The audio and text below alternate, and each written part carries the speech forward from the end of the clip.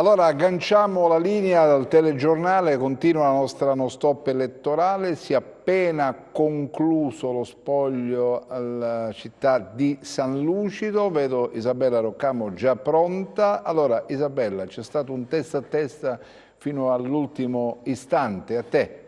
Il risultato, il dato è arrivato davvero da pochissimo, grande festa qui a San Lucido perché lo possiamo dire, il nuovo sindaco è Cosimo De Tommaso. Ecco, è stata una vittoria sofferta, siamo arrivati quasi al 52%, no? Più o meno sì, è stata una vittoria che al photo finish però devo dire che ben gradita, nel senso che questa è la vittoria di quei sallucidani che vogliono cambiare, che guardano al futuro. E questo è quello che io ho cercato di dire in tutta la campagna elettorale: guardiamo al futuro con gli occhi dei giovani e diamo speranza ai giovani, con un progetto di ampie vedute. Quindi lei è innamorato di San Lucido, quindi ha scelto di vivere in questa cittadina. Quindi cosa sarà la prima cosa che farà appena siederà proprio sullo scranno, insomma, di sindaco di questa cittadina? Ho scelto di vivere a San Lucido e ho investito a San Lucido, quindi le mie attività adesso si stanno trasferendo quasi tutte a San Lucido e chiaramente bisogna creare una città a misura d'uomo, una città che possa guardare al futuro e possa aprirsi al mondo per essere veramente il riferimento del Ticino. Ci sono dei cori.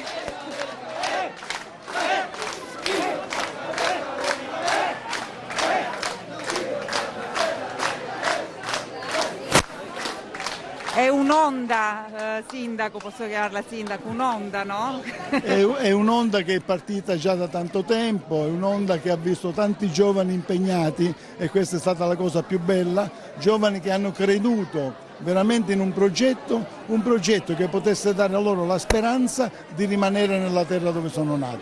Questo è l'obiettivo che ci poniamo. Fare le cose urgenti, quelle che servono per tenere la città bella, pulita, la città ordinata, la città accogliente e poi partire con un progetto di grande dimensione. È stato un testa a testa, come dicevamo, con il suo competitor Luigi Novello. Ecco, siamo arrivati noi qui alle 14:30, ancora c'erano un po' di dubbi, anche se c'era un leggero scarto di voti, erano circa 100 voti, no, tra i due sfidanti. Appena, pochi secondi fa poi è successo, no? Appena è arrivato questo risultato ufficiale, ce l'ha fatta, che cosa ha provato?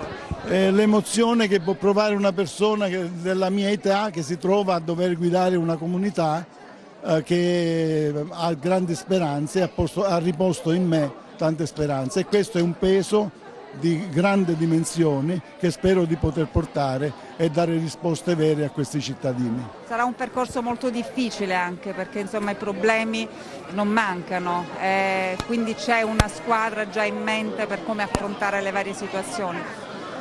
È un percorso difficile, però devo dire che è una squadra straordinaria. I 12 candidati sono stati veramente di una efficacia e un'efficienza straordinaria e con loro, con tutti, indipendentemente da chi sarà eletto, noi continueremo l'opera che abbiamo cominciato per portarla avanti. Bella, non so se avete Isabella. Domande da studio, direttore. Sì, voglio chiedere a Cosimo De Tommaso, ha vinto il centrodestra, il centrosinistra o un progetto politico fuori dai partiti?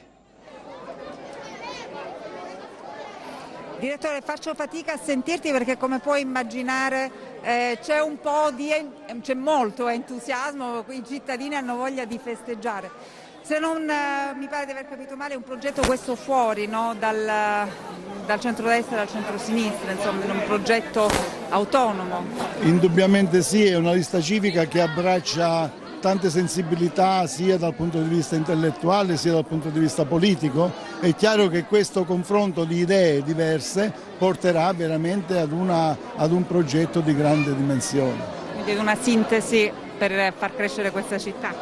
Assolutamente sì, perché la crescita passa attraverso le intelligenze locali. Direttore, ci sono altre domande? Grazie, niente, un in bocca al lupo e buon lavoro a Cosimo De Tommaso. Chissà se riuscirai poi a portare al tuo microfono anche il competitor che per pochi voti è uscito sconfitto da questa competizione. Aspetto tue notizie. Possiamo andare rapidamente a San Giovanni in Fiore, perché mi pare Rosalba Baldino abbia accanto a sé, nella sua postazione mobile, Silletta, se mi hanno informato bene dalla regia.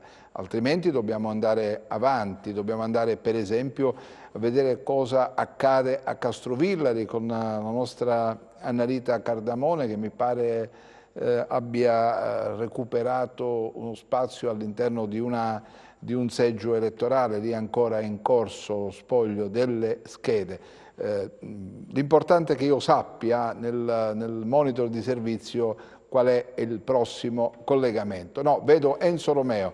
Enzo, sei entrato all'interno di una segreteria politica, no? Sì, direttore, sono all'interno della segreteria del candidato Minicucci e ovviamente in questo momento c'è poca gente perché c'è il giro dei seggi, ma ci sono anche momenti di pausa come è normale che sia. Ovviamente alcuni dei collaboratori del candidato sono ai computer per l'aggiornamento dei dati e naturalmente c'è una giusta attenzione per quelle che sono le dinamiche di questo voto che vedono i primi due classificati, appunto Falco Matà e il candidato che in questo momento attraverso la sua segreteria ci sta ospitando, cioè Antonino Minicucci. Quindi chiaramente non ci sarà il risultato definitivo oggi, si andrà necessariamente al ballottaggio. Questa era stata una previsione e ora viene confermata col passare non delle ore ma proprio dei minuti, quindi chiaramente ci sarà ballottaggio, si vedrà quali strategie poi verranno attuate sul campo.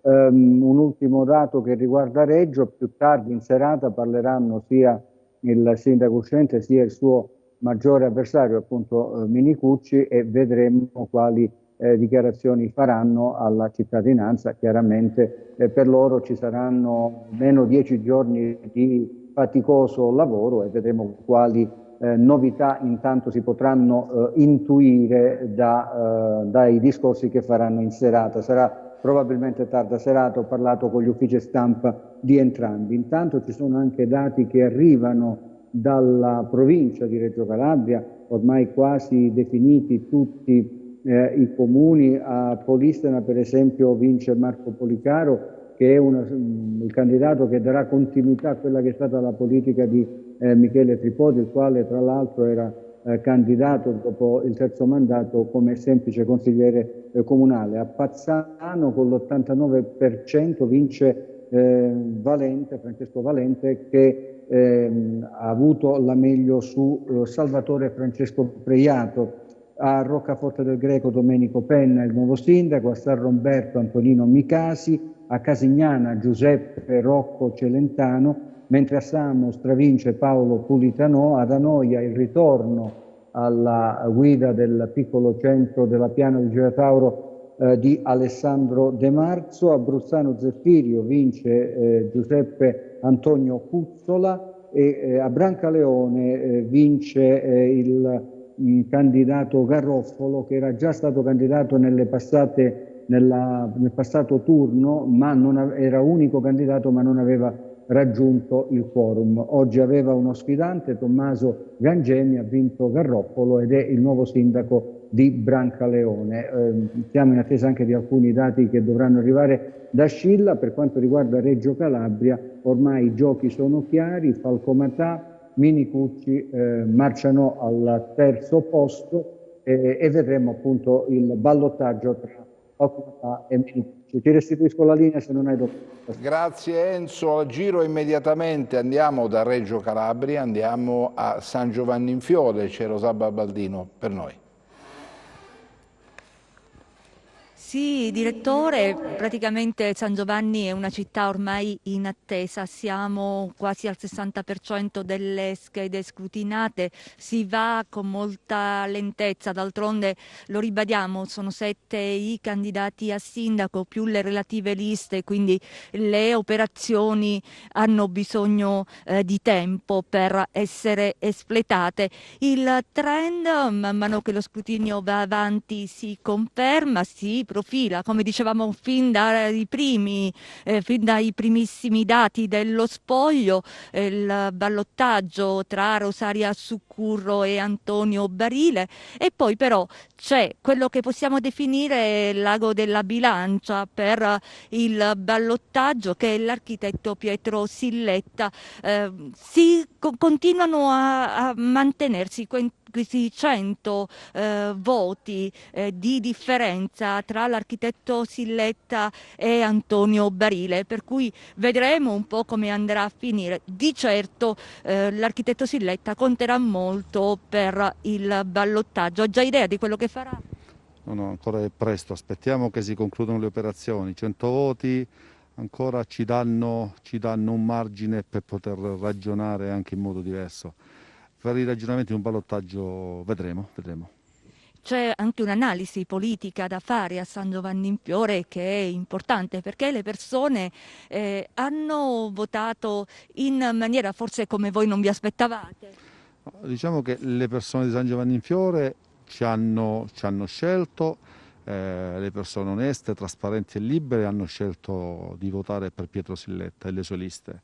Sicuramente il voto e il dopovoto ci dirà esattamente cosa è successo.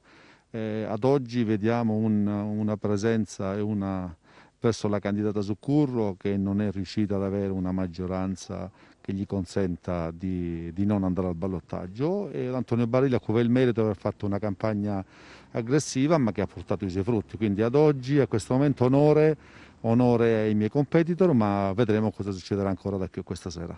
La sinistra si è frantumata? Ma non tocca a me dire se la sinistra si è frantumata o in qualche modo sta trovando in queste ore una diversa collocazione, o come la Fenice in qualche modo di rinascere da qualche altra parte sotto altre vesti. Vedremo, ancora è presto, le prossime ore ci diranno esattamente cosa è successo e cosa i sangiovannesi hanno deciso di fare per il loro futuro. Quindi, ripeto, qui c'è un clima di attesa per capire intanto cosa emergerà dalle urne, e comunque si preparerà poi San Giovanni al ballottaggio. Ti restituisco la linea. Grazie Rosalba. Intanto prego il Presidente della provincia Iacucci di sistemare meglio l'inquadratura, perché così in verticale diventa difficile procedere alla messa in onda. Un attimo solo che provvedi a far questo. Vedo Annalita Cardamone che è già pronta. Annalita, dove sei? All'interno di un seggio?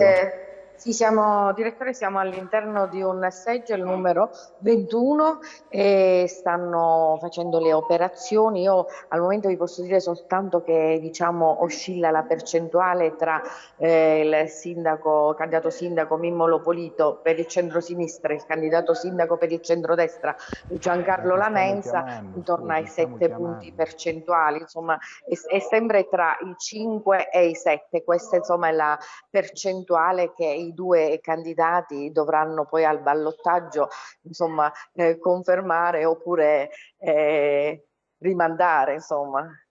E questo è quello che vi posso dire, però vi faccio sentire in diretta, ecco, un attimo come avviene.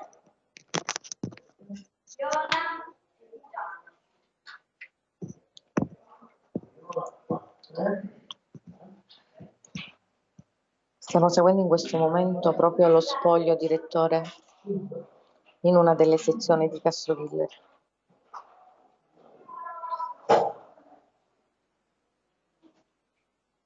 Allora, per me questo è nulla. C'è una scheda in questo momento, nulla.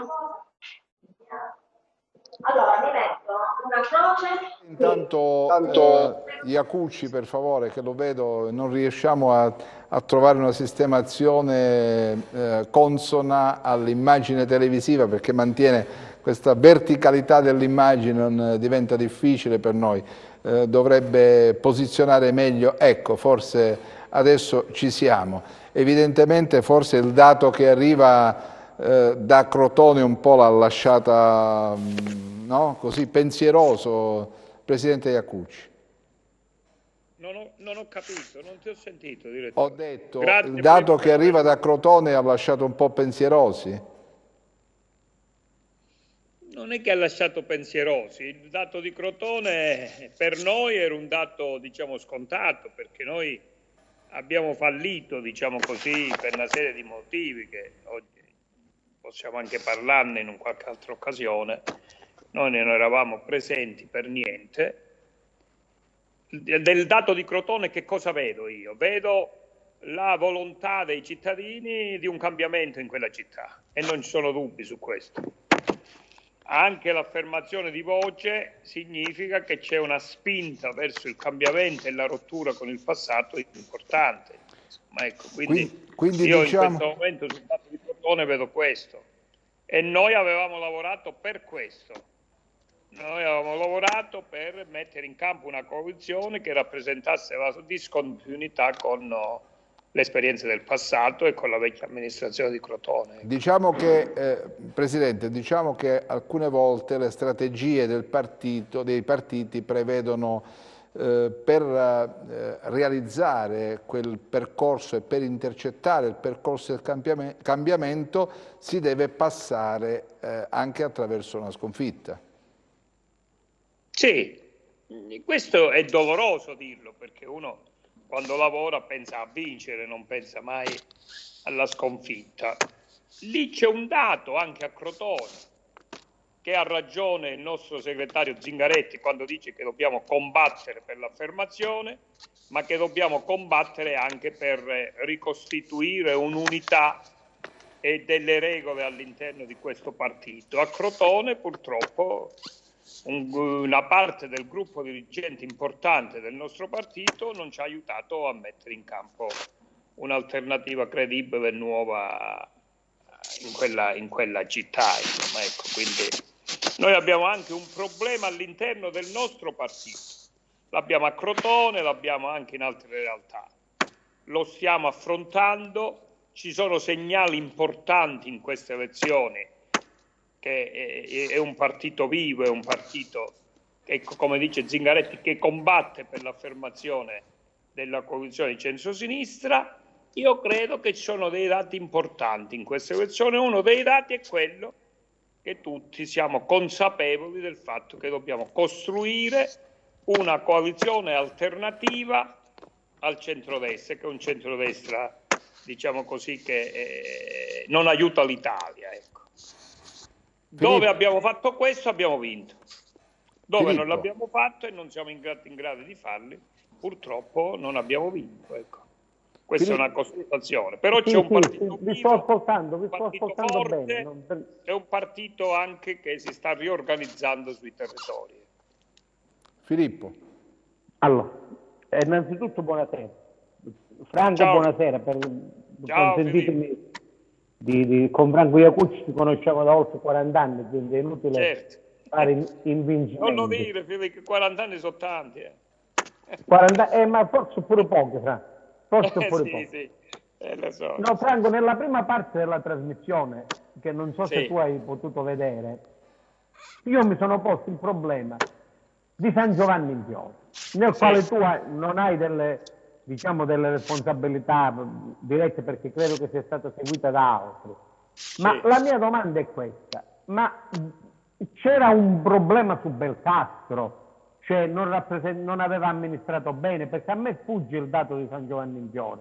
Quello di Crotone è come lo hai descritto tu ora, diciamo. Lì c'è una frattura politica che deriva dal rapporto con gli Sculco. Non ci sono dubbi, bravo, non ci sono dubbi. Come?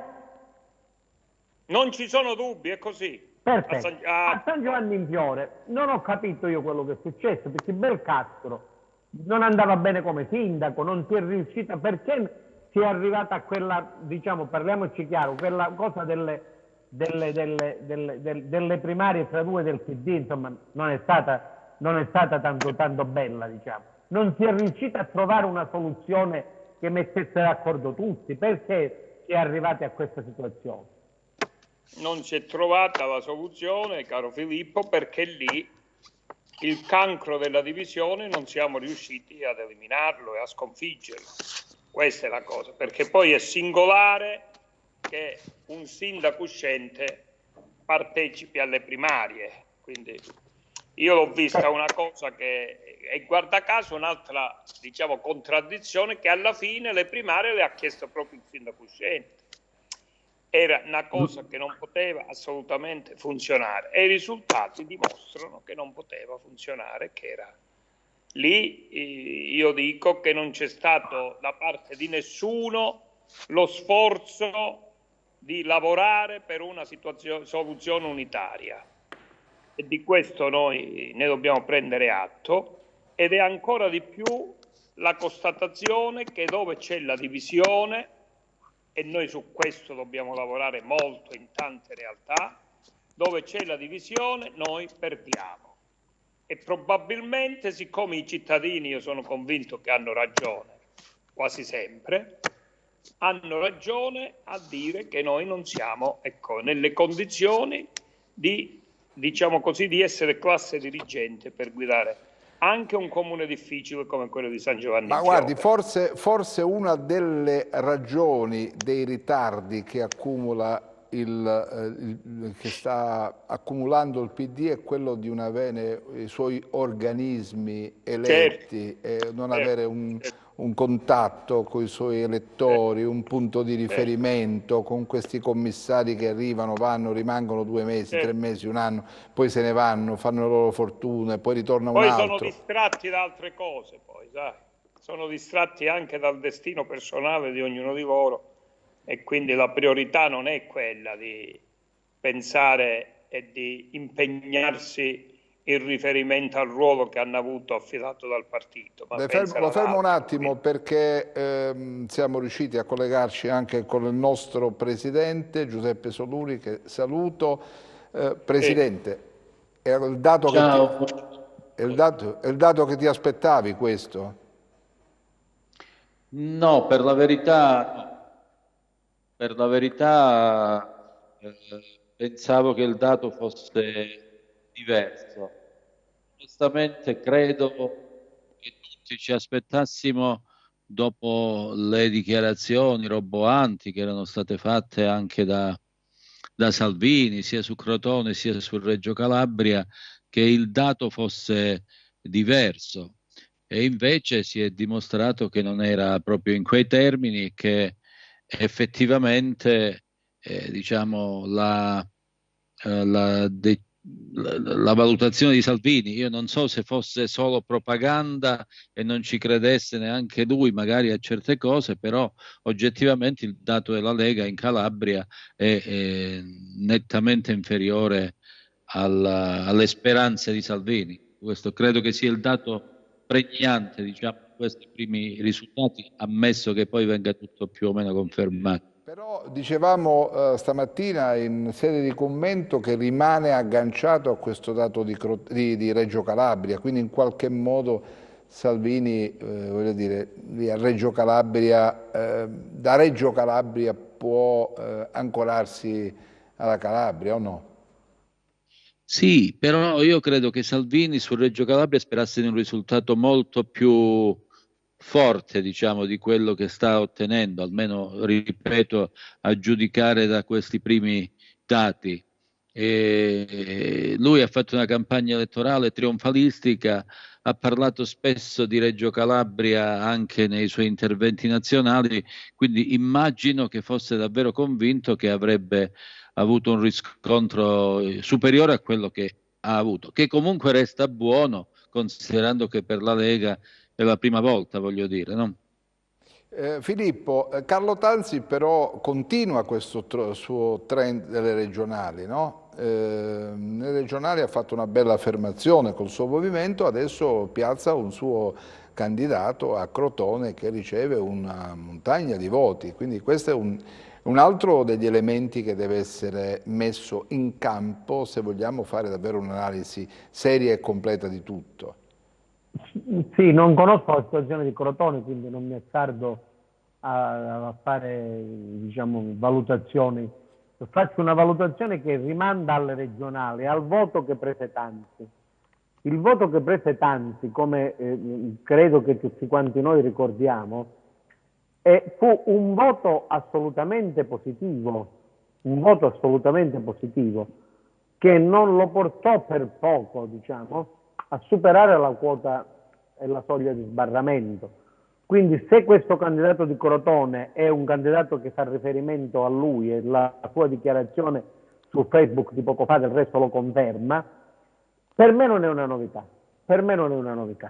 Testimonia come ci possa essere uno spazio per candidati che siano più o meno collegati al territorio, che è il ragionamento che facevo io da stamattina con te dalle prime analisi del voto. Io vorrei ritornare a San Giovanni perché l'occasione che noi abbiamo di avere Franco Iacucci, io non me la faccio sfuggire. Franco, è inutile girarci attorno perché siamo, voglio dire, da più versanti impegnati da molti anni su questo fronte. Tu hai detto a San Giovanni in Fiore non c'è unità. Oliverio, parliamoci chiaro, Mario Oliverio, che è il personaggio di San Giovanni in Fiore politicamente più in vista, ha dichiarato subito dopo quella formazione delle liste: a me nessuno mi ha coinvolto, Graziano non mi ha chiamato. Ti risulta vera questa affermazione o no? Io credo che Graziano non l'ha chiamato veramente. Perché io non sento però, non ho il ritorno di Iacucci e quindi non riesco a valutare. Però mi sentite? Ora un po' meglio. Io credo, Filippo, che Graziano non l'ha chiamata ad Oliverio. E su questo, conoscendo i rapporti che ci sono, ed è un limite questo, che è un limite di Graziano. Non è un errore questo, perdonami. È un errore ed è un limite di Graziano, che è stato distratto dalle sue vicende personali e dai suoi destini personali a trascurare la Calabria. E lui aveva il dovere invece di impegnarsi per, diciamo così, organizzare le competizioni elettorali anche in Calabria. Detto questo però, Filippo, un dirigente come Mario Oliverio, che saluto perché qualcuno mi aveva tirato anche dentro in una contrapposizione con Oliverio, che io non ho nessuna voglia di fare, né non ho nessuna volontà e non c'è motivo di farlo. Un dirigente come Oliverio, nella sua città, per i ruoli che ha ricoperto e per i ruoli che ha, Oliverio non ha bisogno della chiamata di Graziano per impegnarsi per ricostruire una coalizione e affrontare una battaglia elettorale. Io questo gli contesto ad Oliverio, avendo un giudizio negativo sull'operato di Graziano complessivamente e anche su San Giovanni in Fiore.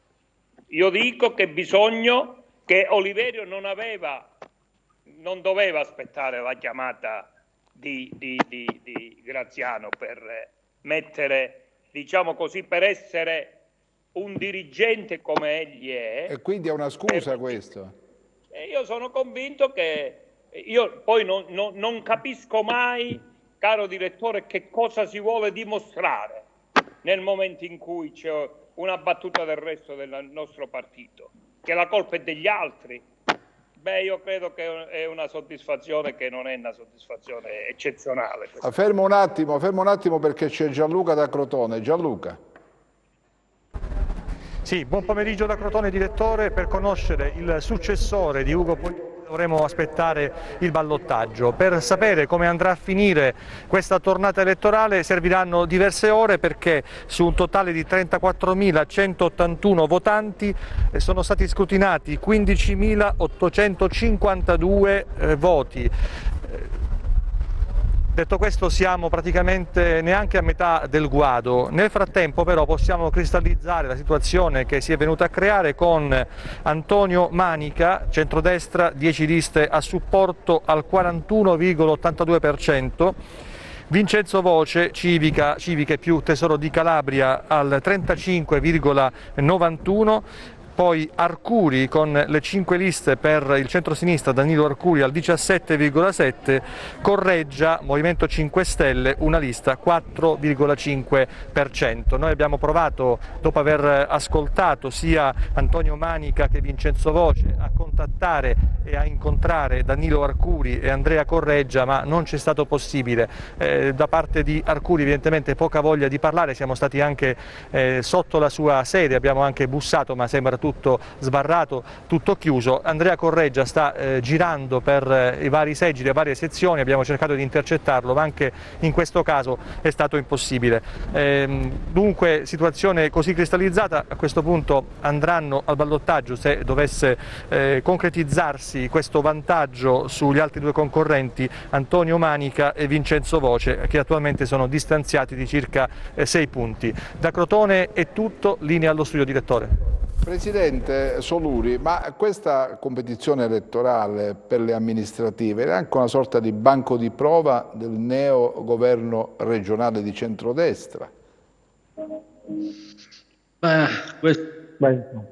Questo sinceramente non lo so, perché io credo che la valutazione sul governo regionale di centrodestra che si è insediato quest'anno sia ancora prematuro, come dire, farla, perché è passato troppo poco tempo e nello stesso tempo c'è stato di mezzo il coronavirus, il Covid-19, tutto il lockdown, per cui oggettivamente ci sono state delle cose, a mio parere, molto positive, qualche cosa che naturalmente non è stata forse al top, ma in ogni caso dare un giudizio oggi sul governo regionale è un po' difficile, quindi io non credo che gli elettori abbiano dato un giudizio sul governo regionale.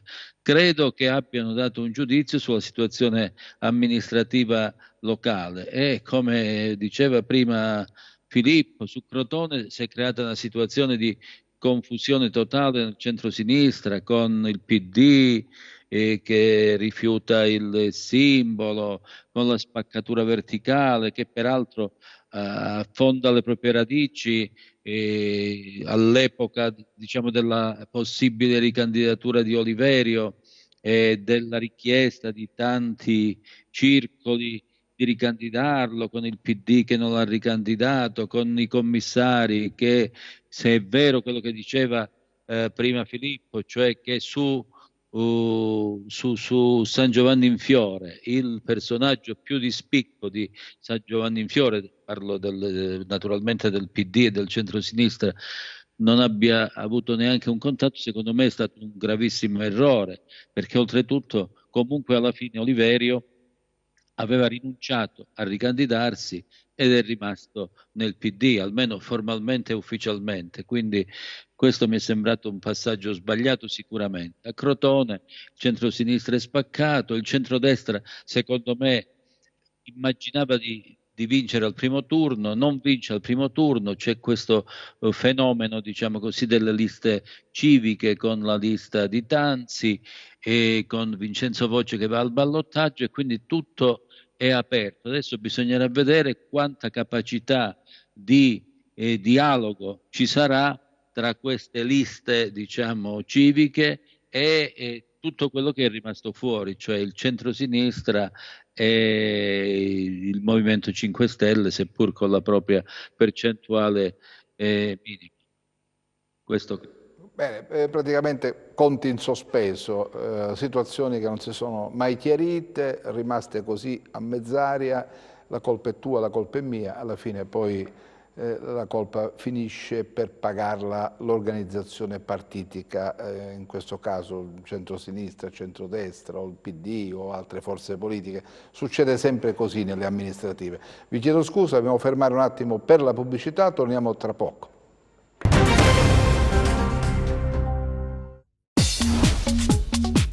Cerca Teleeuropa sul tuo Play Store o Apple Store e scarica la nostra app.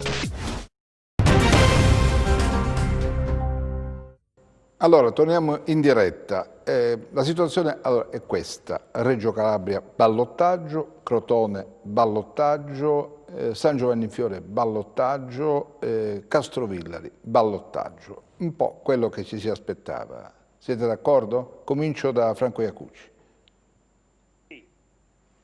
Sì, io credo che su questo non ci sono state sorprese. Io una cosa voglio dire però, direttore, guarda.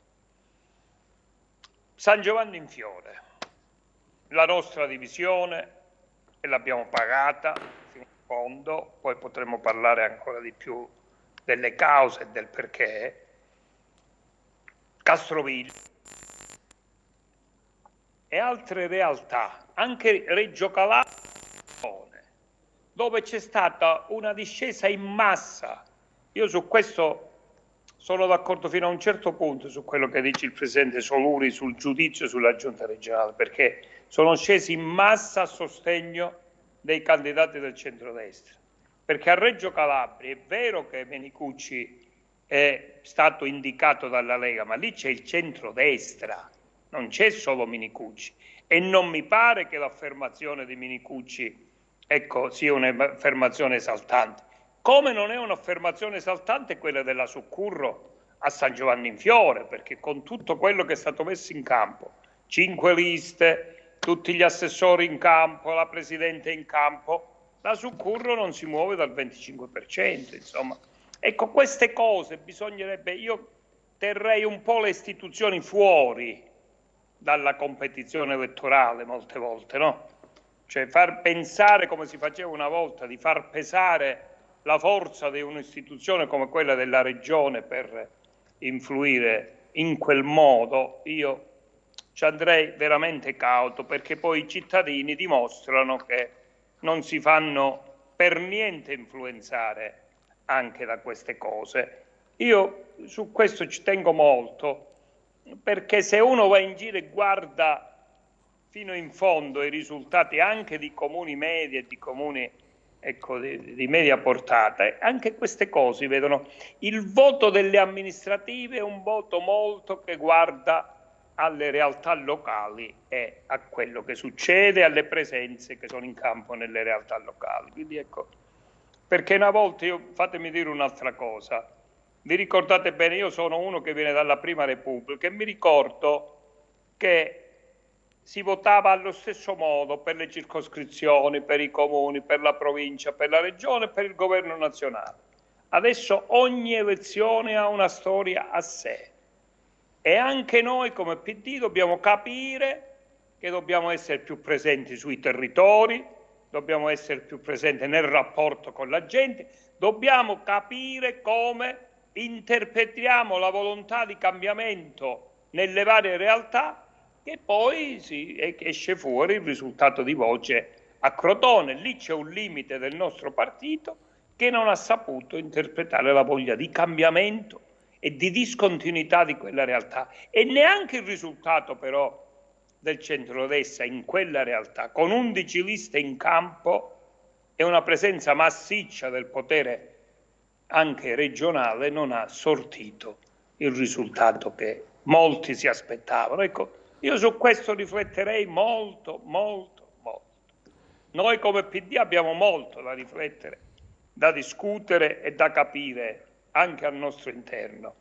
Noi vediamo in queste elezioni un passo avanti nella costruzione del nostro partito, nella ricostruzione e nella costruzione di una coalizione che deve essere alternativa a questo centrodestra che l'Italia non merita. Soluri.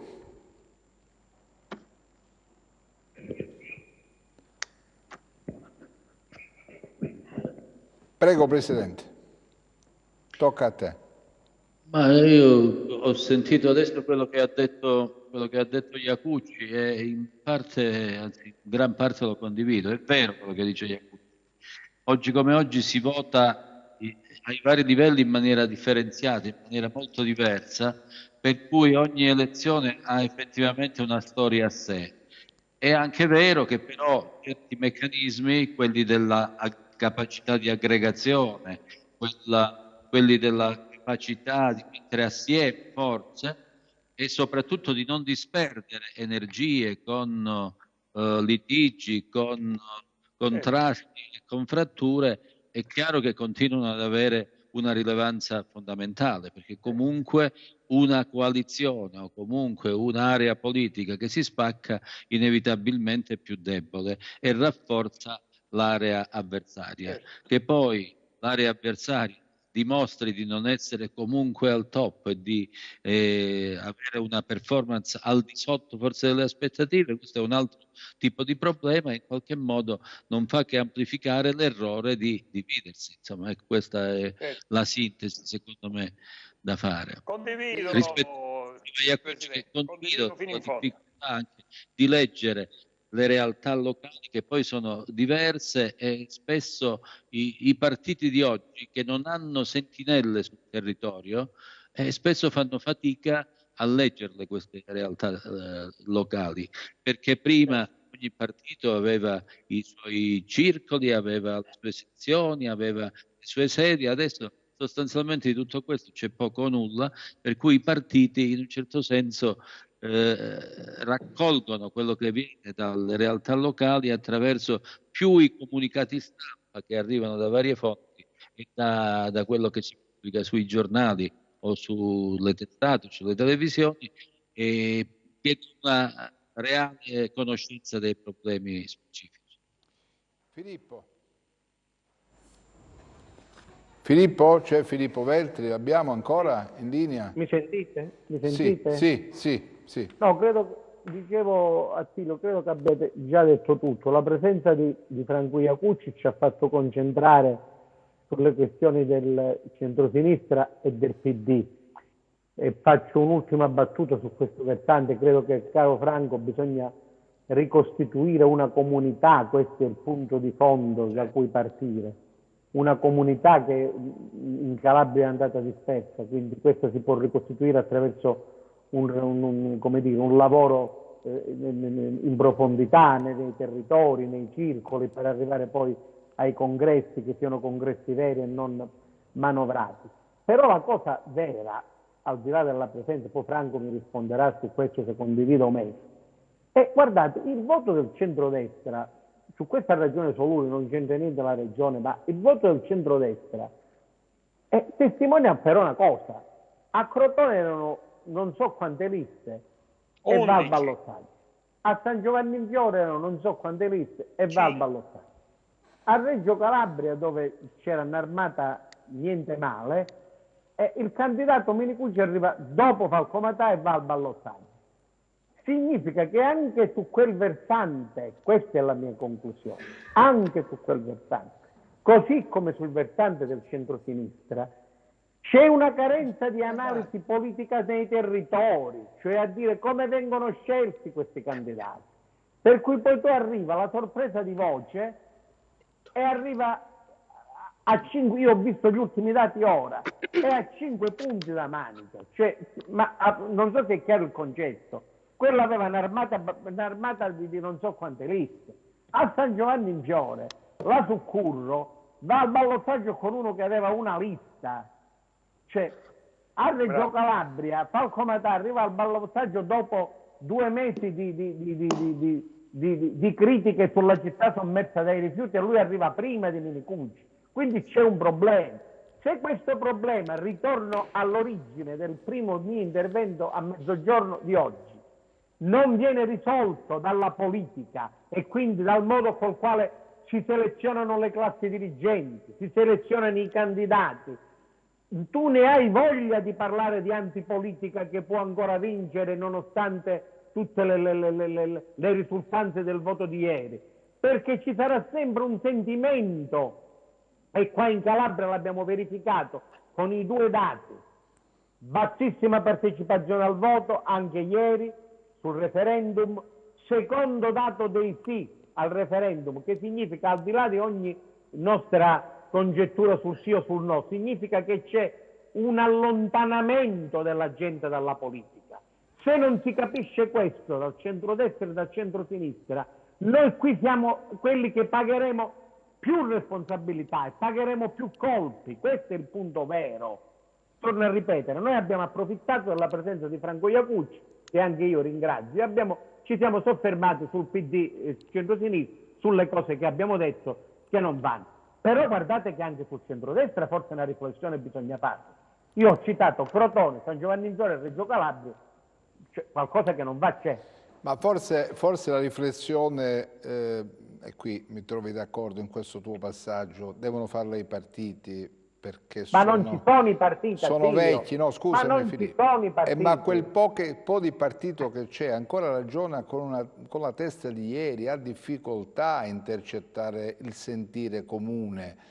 Bisogna cambiare registro totalmente. Poi queste elezioni, quelle amministrative, lo dicevamo prima e mi piace anche ribadirlo, le vince l'uomo capace di trasferire ai cittadini idee, progetti, tranquillità, serenità, speranza, futuro, sviluppo. È l'uomo, non è la bandiera, non è il simbolo, non sono i messaggi che arrivano, non sono i leader nazionali che vengono qui a dirti guardate che noi sosteniamo Tizio, Caio e Semproni. Se non passa, se non è accettato dalla comunità, se non si salda quel rapporto con i cittadini, tu puoi spingere come vuoi, puoi far venire anche 20 ministri qui a sponsorizzare una candidatura, ma non si arriva da nessuna parte. È il cittadino che sceglie l'uomo e lo identifica sulla base di un suo comune sentire. Non c'è più questa possibilità, non ci sono più questi spazi. Se ci mettiamo insieme 5 forze politiche, alla fine decidiamo che X o Y è il candidato, ma non sentiamo quello che la gente fuori dalla stanza ovattata dove si decide, sente, percepisce, è d'accordo, tu non vincerai mai nessun tipo di competizione elettorale. Quindi va cambiato totalmente lo sguardo che la politica deve dare alla società e bisogna entrarci di nuovo dentro. Adesso è fuori dalla società. Franco Iacucci. È così, è vero e io lo condivido. Io che sono uno che viene dall'esperienza politica dove i partiti erano un punto di riferimento certo, di analisi, di discussione, di decisione, adesso non c'è più. E quindi ecco lo sforzo che io da commissario a Crotone avevo tentato di fare, quello di portare un'altra volta in una realtà dove la sinistra era fortissima, di riscoprire e ricostruire un rapporto con la città che era in sintonia con la città e con la voglia di cambiamento della città. Questo non ci siamo riusciti, io non ci sono riuscito per una serie di motivi e l'abbiamo pagata e la paghiamo, quindi ecco, bisogna... Sentite, facciamo l'ultimo passaggio riguardo Castrovillari, perché poi andiamo a chiudere questi collegamenti, dobbiamo sentire i nostri inviati. Partiamo da Soluri, su Castrovillari, che c'è molta attesa su Castrovillari. Non è una città importante, una città che ha come dire, messo in campo tante ambizioni che negli anni però non si sono tramutate in realtà, in progetti concreti. È una città bellissima che ha bisogno di una spinta notevole. Un tempo era un centro straordinario perché c'erano tante attività imprenditoriali vive che garantivano come dire, una economia viva e pulsante. Oggi paga lo scotto forse di scelte sbagliate negli anni, di situazioni che sono andate incancrenendosi e delle emergenze che fino in fondo non sono state risolte. Ora è chiaro che da questa competizione elettorale questi segnali sono venuti. Presidente Soluri. Ma non c'è dubbio che anche a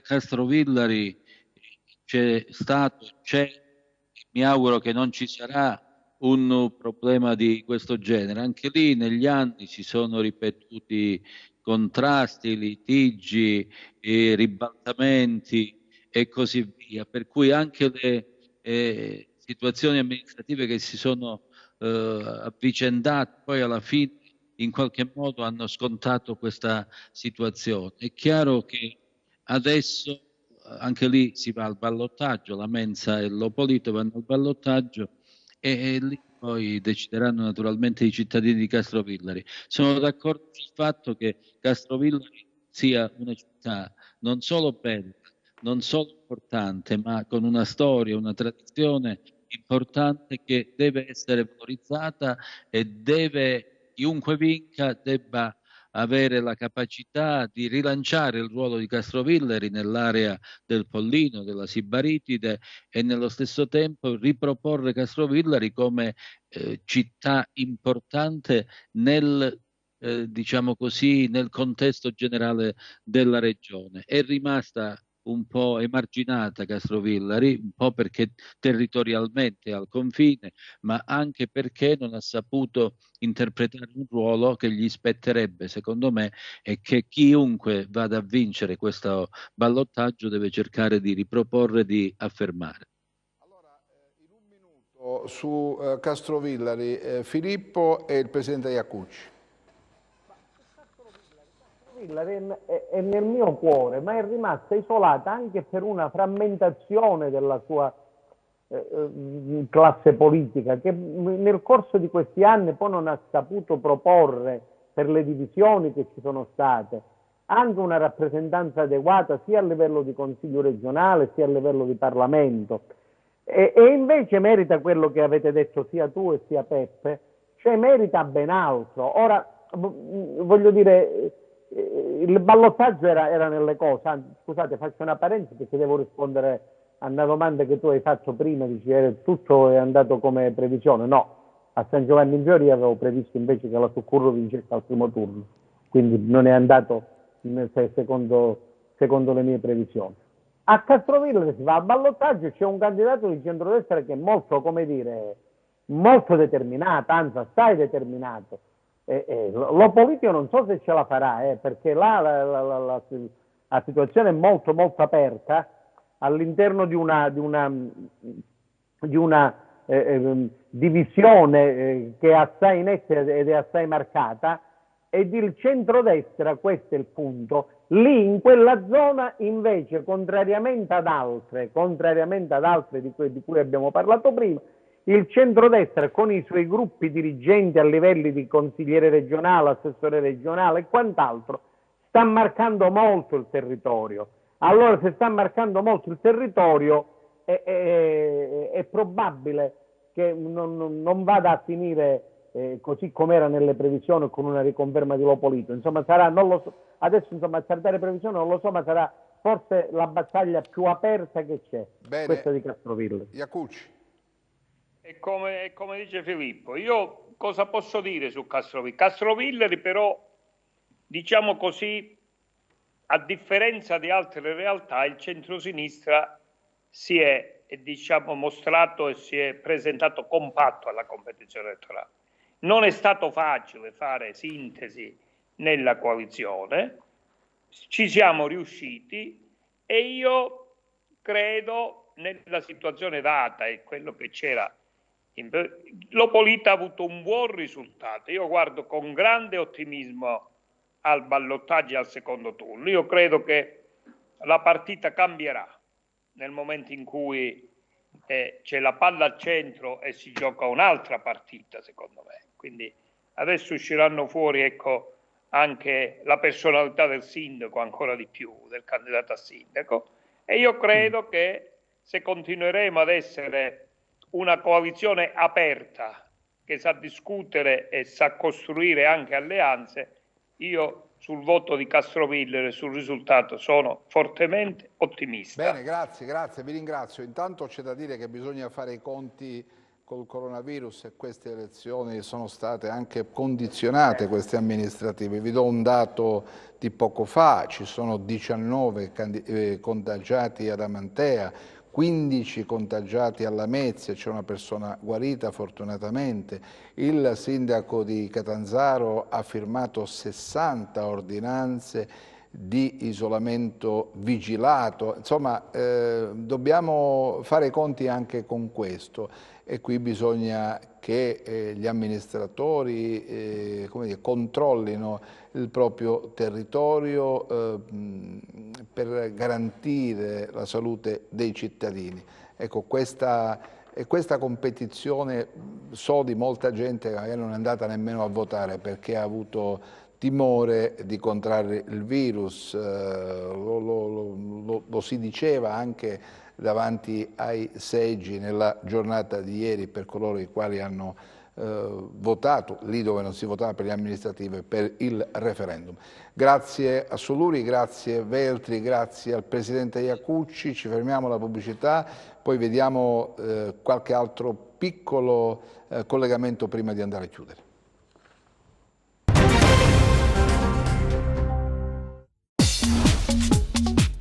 Cerca Teleeuropa sul tuo Play Store o Apple Store e scarica la nostra app. Allora, ancora un piccolo flash, poi chiudiamo questa nostra diretta. Andiamo a Reggio Calabria con Enzo Romeo, prima di salutarlo, perché ci ha raccontato questa fase in crescendo del voto dei cittadini di Reggio Calabria, il ballottaggio certo. Enzo, andiamo a chiudere.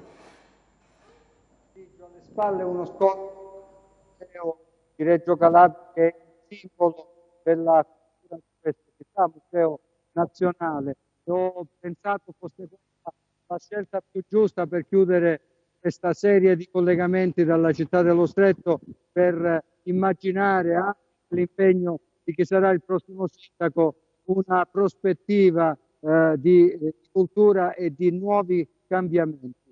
Ovviamente, come dicevi tu, è ballottaggio, ormai non ci sono dubbi tra Giuseppe Falcomatà e Antonino Minicucci, circa 4 punti, anzi anche più, quasi 5 punti di distacco, ma si sa, nella fase di ballottaggio i giochi possono essere rimodulati, quindi saranno Falcomatà, Partito Democratico, più 11 liste a sostegno, Antonino Minicucci, candidato in quota Lega, non tesserato col partito di Salvini, più diverse liste, circa 11 anche per lui, liste di sostegno. Quindi sarà indubbiamente un duello politico molto forte, molto intenso. Certamente si tratta di due persone per bene che hanno il senso anche del galateo politico, quindi si può immaginare un ballottaggio all'insegna del fair play, anche se le critiche reciproche non mancheranno. Bisognerà capire come si comporterà l'elettorato che ha avuto come riferimento fino ad oggi Angela Marcianò, candidata ovviamente di una serie di liste civiche capitanate però dalla fiamma tricolore, e quindi ci sarà la libertà di voto, ci sarà un accordo tra la Marcianò e qualcuno dei due candidati. Ovviamente per una valutazione oggettiva si sarebbe propensi a pensare che se ci sarà accordo avrà come riferimento Marcianò Minicucci, ma chiaramente questa è un'idea, un'ipotesi. Qui gli osservatori stanno cercando già di capire, di individuare, di definire in qualche scenario a medio-breve termine. Ovviamente 2 o 3 giorni passeranno per capire come muoversi e poi ci saranno circa 7 giorni di campagna davvero intensa e sicuramente faticosa. L'importante è che Reggio abbia una guida sicura e che possa uscire da una serie di problemi che oggettivamente ci sono, che lo stesso Falcomatà per oggettività ha ereditato, e quindi sarà uno scontro duro tra i due candidati, ma certamente leale. Questo pensiamo di poterlo dire se conosciamo, dopo tanto tempo che la frequentiamo, la politica reggina. Cercheremo anche noi di raccontare questi momenti. Sarà certamente una battaglia politica e anche ideologica avvincente. Ti restituisco la linea, direttore. Grazie Enzo, come al solito preciso e puntuale. Ultimo collegamento da Castrovillari, Annalita Cardamone. Direttore, vicino a me c'ho l'uscente vice sindaco Francesca Dorato. Volevo far fare a lei una chiusura, come ha visto questa campagna elettorale, insomma, visto che c'è questo stacco al ballottaggio, lo diciamo, andranno l'uscente Mimmo Lopolito per il centro-sinistra e per il centrodestra Giancarlo Lamensa. 7 punti sono sempre stati più o meno quelli, 7 punti dall'inizio, questo è lo stacco. Adesso bisognerà capire le altre liste, le altre forze politiche, ecco, le altre coalizioni dove andranno. Vai Francesca. Sì, buonasera, sì, effettivamente è così, il divario è circa di 7 punti e ormai è chiaro che andremo al ballottaggio, quindi si aprirà questa nuova fase della campagna elettorale che già questa insomma che abbiamo appena fatto è stata abbastanza intensa come tutte le campagne elettorali, però va bene così, insomma, non ci aspettavamo più o meno che questo fosse il risultato. Direttore, ci sono domande? No, voglio chiedere se adesso comincia la parte più difficile, diciamo questa è un'altra elezione perché il ballottaggio non c'entra nulla con la prima fase. Qui bisogna essere bravi a convogliare in una unica direzione coloro i quali magari non hanno votato o hanno votato per l'avversario, insomma i giochi, gli apparentamenti, le solidarietà, esatto. Ecco, questa è una fase in cui bisogna essere molto abili, così solitamente. Sì, assolutamente, come dicevo, infatti si apre una nuova campagna elettorale in cui sarà fondamentale sin dall'inizio fare un'analisi del voto, capire quelle che appunto possono essere le strade da intraprendere per arrivare poi tra 15 giorni al momento del ballottaggio ad una vittoria, che ci auguriamo sarà così, insomma. Va bene, lei si augura per la sua parte politica chiaramente, dall'altra parte si augurano che sia un altro risultato. Un'idea diversa, noi siamo convinti insomma che la cittadinanza ancora una volta capirà e ci darà sostegno, ecco, quantomeno ce lo auguriamo ovviamente dalla nostra parte politica. Grazie, in bocca al lupo, grazie ad Anna Rita Cardamone come al solito straordinaria, insieme a Carlo Catucci. Noi ci vediamo naturalmente nei prossimi giorni, nelle prossime edizioni, nei nostri telegiornali. Chiudiamo qui questa nostra lunga no stop, questo nostro paginone dedicato alle amministrative. Abbiamo iniziato a mezzogiorno, adesso chiudiamo sperando di aver offerto ai nostri telespettatori immagini, sensazioni, emozioni percepite attraverso il video che naturalmente provenivano dai luoghi dove si è votato. Detto più volte, lo ribadisco, a Reggio Calabria si va al ballottaggio, a Crotone si va al ballottaggio, a San Giovanni in Fiore si va al ballottaggio, a Castrovillari si va il ballottaggio. 15 giorni di lavoro per i partiti, per i candidati, per trovare la soluzione giusta per superare vittoriosamente l'impegno elettorale del prossimo 3 di ottobre. È tutto, grazie naturalmente a Luca Chito che ha curato tutta la parte tecnica che avete visto, a tutti i colleghi, gli inviati che hanno fatto arrivare nelle vostre case le immagini e le parole delle persone interessate a questa competizione elettorale. Ci vediamo più tardi col nostro giornale con speciale elezioni, magari tra 15 giorni. Arrivederci.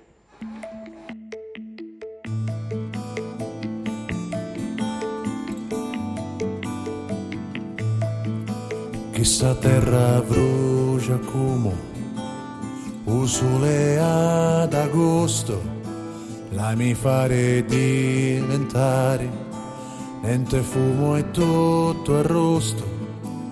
E quando guardo il cielo è il cielo più bello che c'è, che quando ti risbigli dici è me. Ci su posti che su pugni, altri posti su carezze, certe volte su mugugni, altri volte su bellezze.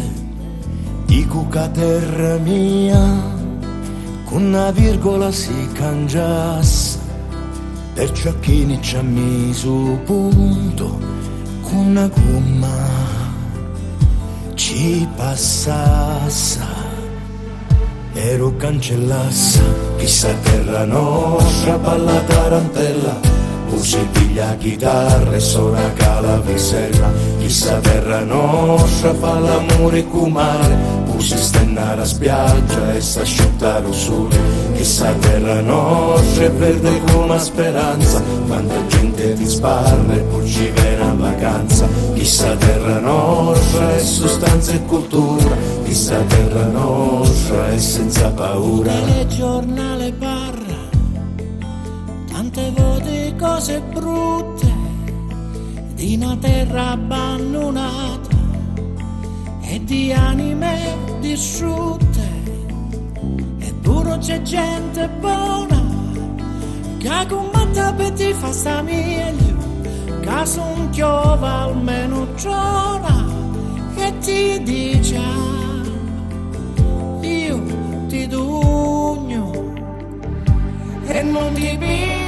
Chissà terra nostra balla tarantella, si piglia chitarra e suona calavesella. Chissà terra nostra fa l'amore con mare, si stennare a spiaggia e s'asciuttare il sole.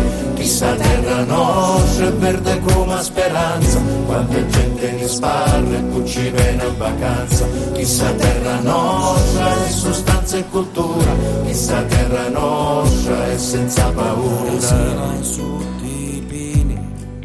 A ciopè a ti fa bagno, scendi sotto i bronzi, sagli e vidi l'arco magno, a Ruionio le castella, un vale a 1000 cartoline, chissà terre petali rosa e nessuno ci voglio e spine. Ci voglio e spine.